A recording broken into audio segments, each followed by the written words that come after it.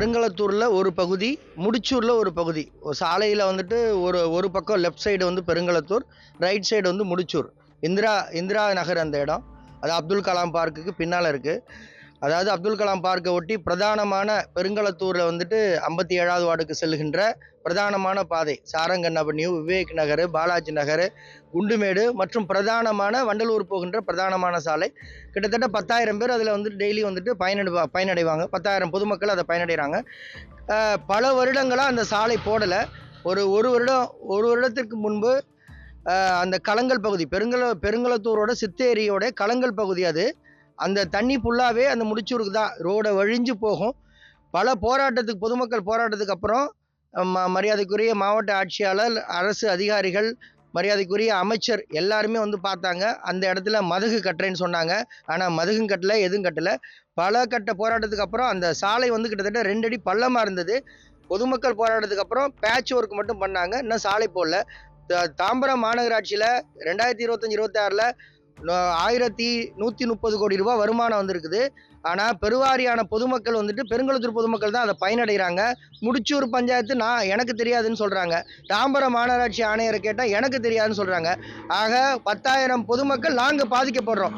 ஏற்கனவே அந்த சாலை உடஞ்சிருந்தப்போ கூட கலெக்டர் வரைக்கும் கம்ப்ளைண்ட் போய் தான் அந்த சாலை வந்து சரி செய்யப்பட்டது. அப்போ குண்டும் குழியுமா இருக்குது. பல விபத்துகள் நடந்தது. 15க்கும் மேற்பட்ட பள்ளி கல்வி பேருந்துகள் போகுது. இதெல்லாம் வந்து துறை சார்ந்தவங்களுக்கு தெரியாதா? பேட்ச் ஒர்க்கு பார்க்கறது இல்லை, பேட்ச் ஒர்க்கு தான் பார்க்குறாங்க, புதுசாக வந்து போடவே இல்லை. அப்போ முடிச்சூர் ஊராட்சியிலையும் கிட்டத்தட்ட 40,000-லேருந்து 60,000 பொதுமக்கள் வந்து வசிக்கிறாங்க. எல்லாருக்கிட்டையும் அங்கேயும் வரி வாங்குறாங்க, பெருங்களத்தூர்லையும் வரி வாங்குறாங்க. ஆனால் எந்த பணியுமே நடக்கலை. இப்போ மறுபடியும் ஒவ்வொரு முறையும் போராட்டம் பண்ணி தான் அந்த சாலையை போடுவாங்களா அப்படின்ற ஒரு கேள்வி. இல்லை, இப்போ தேர்தல் வருது.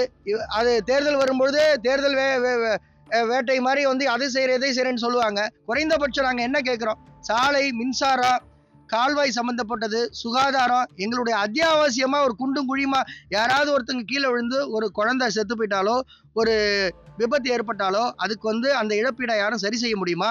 இந்த அரசு அதிகாரிகளும் நிர்வாகத்தில் இருக்கிறவங்களும் இதெல்லாம் தெரியாதா?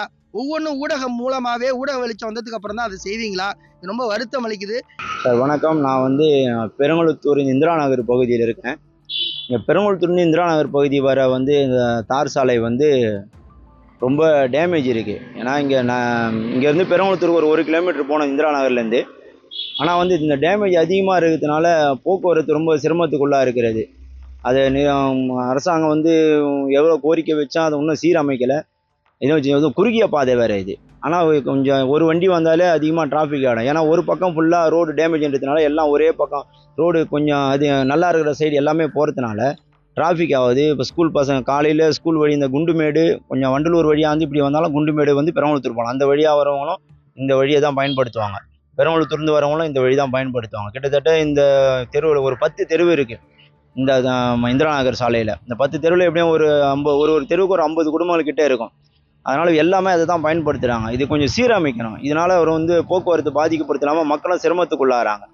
இதை கொஞ்சம் நகராட்சி கொஞ்சம் இதை முன்னெடுத்து பண்ணாங்கன்னா நல்லதாக இருக்கும். மழை காலங்களில் ரொம்ப அப்படியே சேறு ரொம்ப ஆகிடும், வயல் நிலம் போல் ஆகிடும் இந்த இடம். ஏன்னா வந்து ஓரமாக ஏதோ பைப் லைன் பதிக்கிறதுக்காக எதுக்காக தோண்டியிருக்காங்க, அது சரியாக சீரமைக்கலை.